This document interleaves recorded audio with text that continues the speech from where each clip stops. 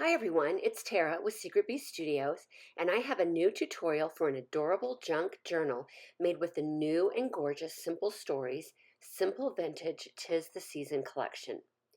Vintage is such a great style for Christmas, and this collection's papers, embellishments, icons, and ephemera are full of vintage beauty. For this journal, I used 3 different colors of Color Vibe cardstock.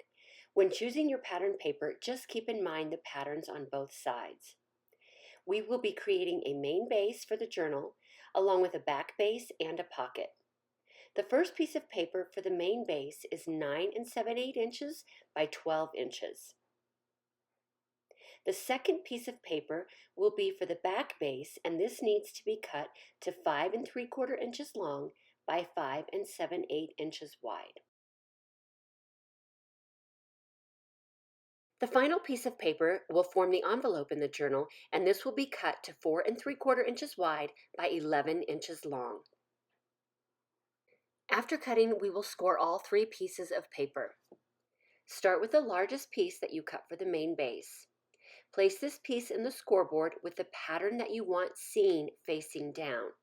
You won't see a lot of this pattern once the journal is complete, but it is something to keep in mind. Place this piece on the scoreboard with the 9 7/8 inch side at the top. Score at 4 1/2 inches and 5 inches. Turn the paper clockwise and score at 3 inches and 8 3/4 inches. Place the second piece of paper for the back base onto the scoreboard with the 5 7/8 inch side at the top and score at 1/2 inch and 3/4 inch. Place the final piece for the pocket onto the scoreboard with the 4 3/4 inch side at the top and score at 1/2 inch. And then turn and score down the center at 5 1/2 inches. Now take the large piece of paper and hold it so the 3-inch section is on the bottom.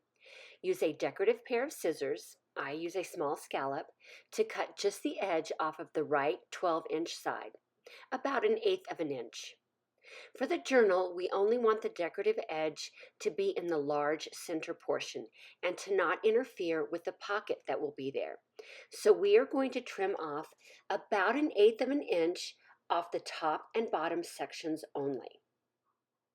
I use my paper trimmer to make the large cut and then trim off the excess with my scissors. Once that is complete, fold on all score lines using a bone folder if you have one for a crisp edge. Once this piece is all adhered, it will look basically like this.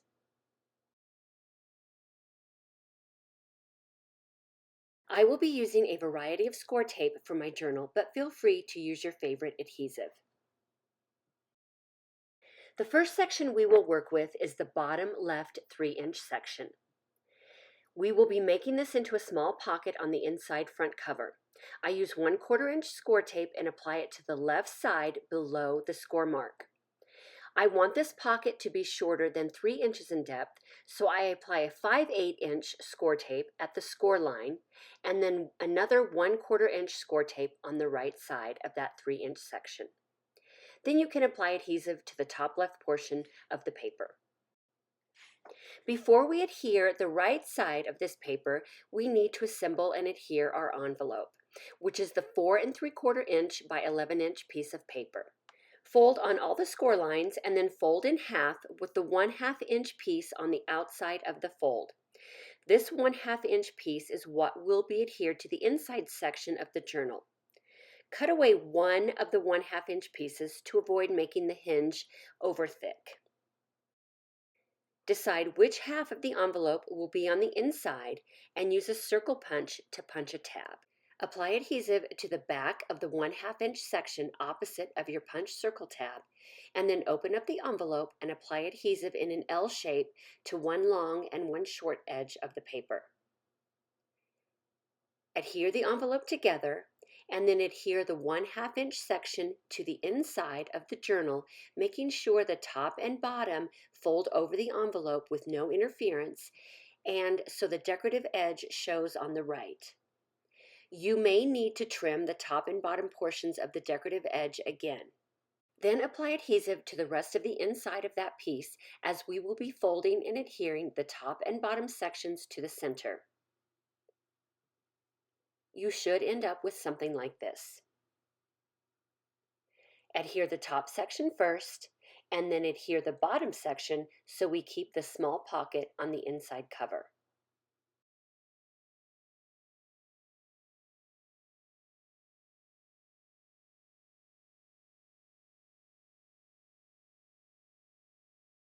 For the back base, fold on all the score lines, keeping the pattern you want facing up.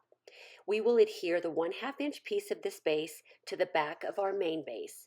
But before we do that, we need to cut another decorative edge on the back base. Again, I trimmed about 1/8 of an inch off the side opposite the score lines, and I used a decal edge for this trim. Then apply adhesive to the non-pattern or non-used side of the 1/2 inch section and adhere it to the back of the main base. Once adhered, you will have a 3/4 inch spine to the journal, which we will cover and make more sturdy with a piece of chipboard. Cut a thin piece of chipboard to slightly smaller than the spine at 11/16 of an inch by 5 and 11/16 of an inch. Cover this with a small piece of patterned paper, keeping in mind that only the front side will show once it is adhered to the spine.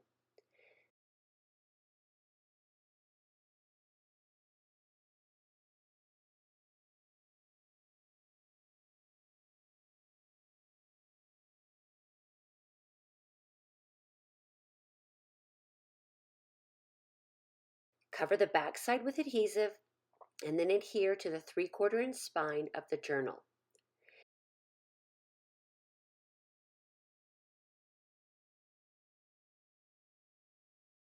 This is what the completed undecorated journal looks like.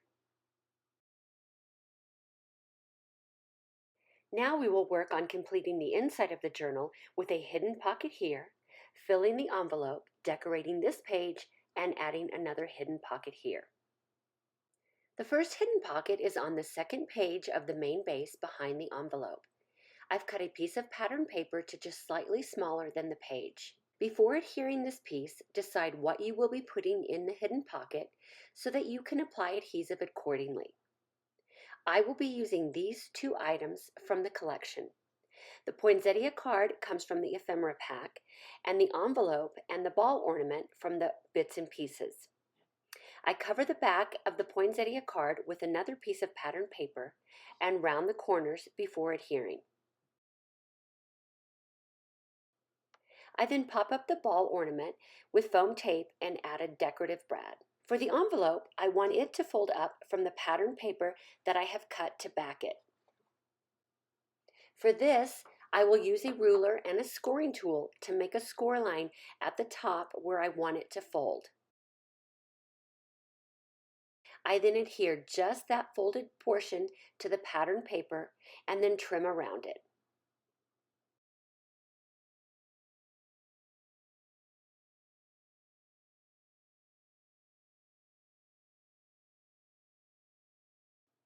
I had to trim away a bit of excess pattern paper so it folds up smoothly. Once your pieces are completed, lay them on the hidden pocket page where you want them, and then apply adhesive just underneath, making sure it doesn't go all the way to the edges. Then apply adhesive to the back, bottom, and sides of the pattern paper and adhere. This creates the first hidden pocket.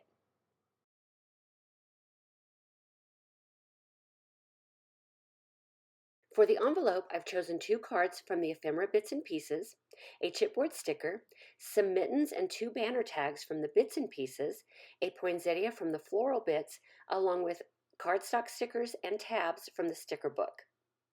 The first card I will be adhering to a piece of patterned paper with a 1/4 inch fold at the top so it will open, and I will be covering the back of the card as well. I adhered the mittens, the poinsettia, and one of the banner tags all together and then put a small brad through those and through the card first. This just allows for a little interactive movement.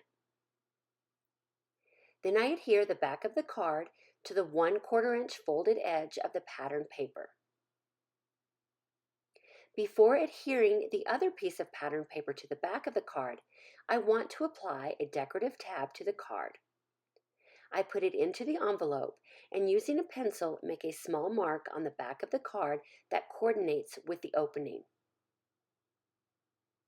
I adhere two decorative tabs together for strength and then adhere to the back of the card at the mark. Finally, I adhere the other piece of pattern paper to the back of the card, making sure to avoid adhesive in the area of the brad so it will continue to turn.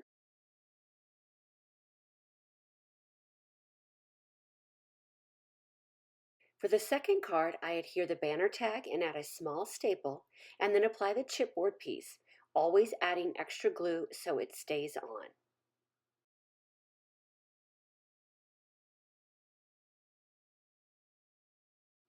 I want to apply a tab to this card as well, so I do the same as I did for the first card, but this time I'm adding a different shaped tab to the back of the card.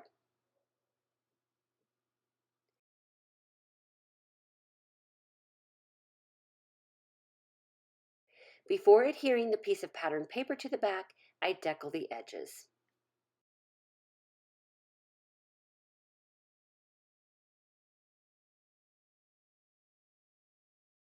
For this page, I simply add a piece of patterned paper that I've cut one side of with the same scallop scissors to match. Then adhere. Before creating the second hidden pocket on the last page, we need to decal the outside edge. Again, I've chosen the pieces I want inside the pocket so I can determine the length of the pocket before adhering the patterned paper. These two long cards were cut from the Journal Elements pattern paper, and then I just embellished them with stickers and bits and pieces and trimmed this one with a decal edge scissors.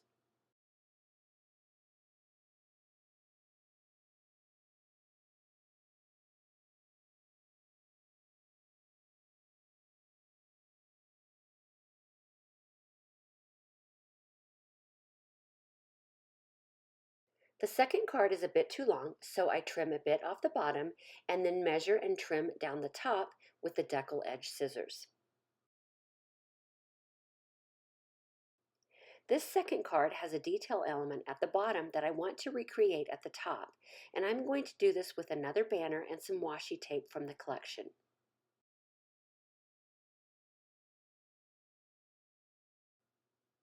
I adhere my chosen washi patterns to some cardstock before cutting them out and trimming the ends with the decal edge scissors.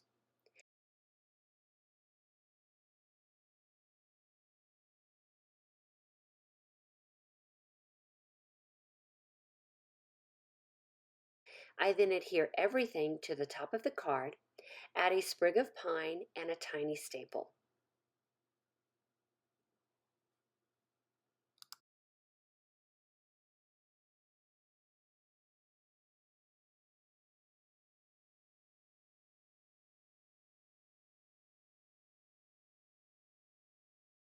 Place these on the page where you want them sticking out of the pocket and add adhesive directly underneath them.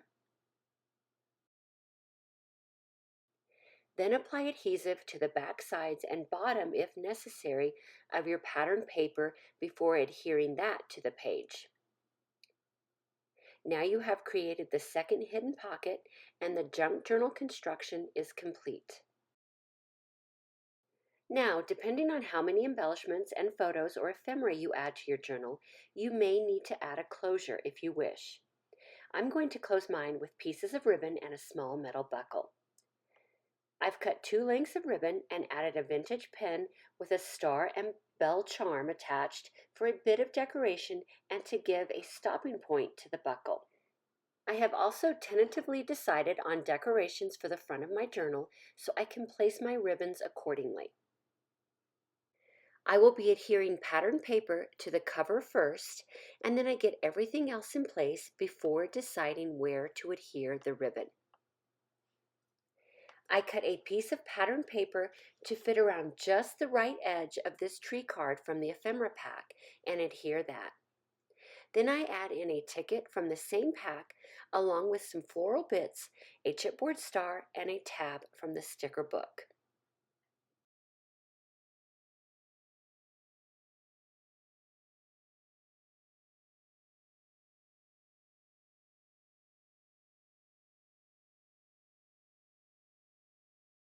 Once I have everything in place, then I decide on the placement of my ribbon and secure it with a piece of score tape.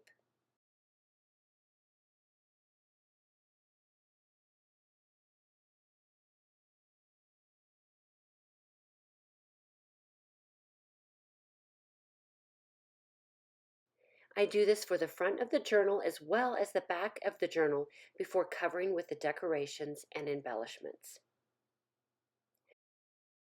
I did cover the back ribbon with 2 layered ephemera pieces, but unfortunately forgot to film that part. Once the ribbon is secure, I add the buckle to see how it looks.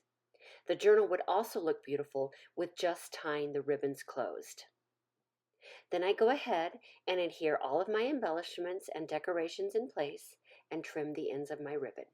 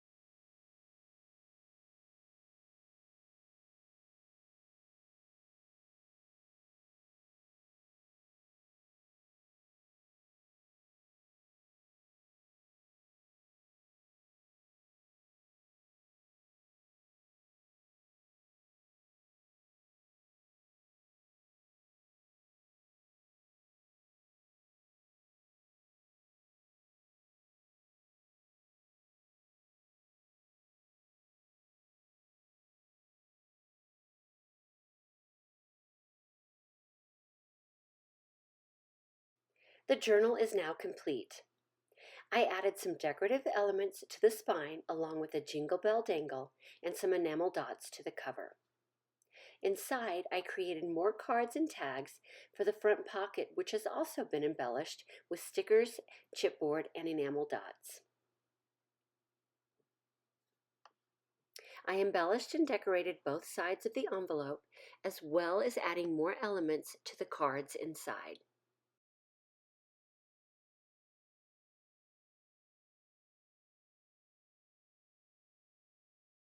On this page, I added a small element to the bottom left corner, adhering only one side so that a decorative card can be slipped underneath. And then I embellished the cards of the pocket a little bit more.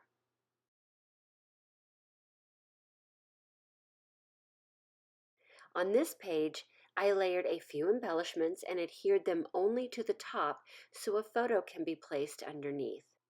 On the second hidden pocket page, I added a few layered ticket elements to the right-hand side of the page where a photo can also fit.